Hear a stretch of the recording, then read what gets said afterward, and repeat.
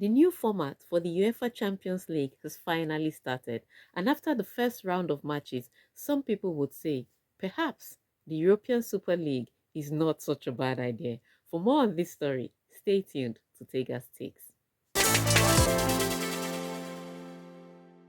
In April 2021, the world woke up to this shock news that there was going to be a new league, the European Super League, that would either rival or replace the UEFA Champions League. The problem was that this league was closed to the 15 founding members, made up of some of the biggest teams from across Europe. Now, the fans didn't like that because what it meant was that their favorite team may not make it into this elite competition. But more importantly, UEFA was threatened by the loss of income this could mean for the UEFA Champions League. And so UEFA threatened and cajoled teams to stick with the UEFA Champions League, promising an expanded version.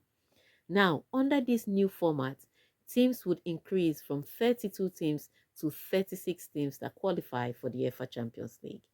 Now, teams will no longer play in the group stage format where they played against three teams home and away. Instead, they'd be drafted into a league format where they play against eight different teams. Now, what it means is that after the group stages, the top eight teams automatically qualify for the round of 16. Now, the teams that finish ninth to 24th would play a two-legged tie to make up the numbers for the round of 16. And any team that finished from under the 25th position was going to crash out of the UEFA Champions League for the season without the opportunity to play in the Europa. And so, what this meant for fans was more matches and more competitions against more rivals. The entertainment looked mouth-watering. But after the first round of matches, what this has shown us is not what was promised. Because in the group stages, teams knew the urgency of winning every single match and trying to make it to the round of 16, becoming one of the two top teams to qualify for the round of 16.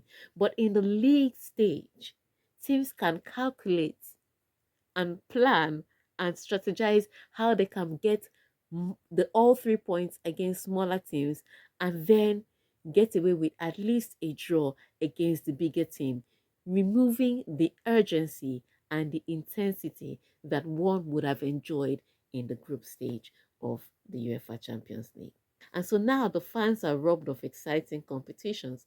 The players are complaining about the excess matches, which leads to more injuries, more fatigue, and wear and tear.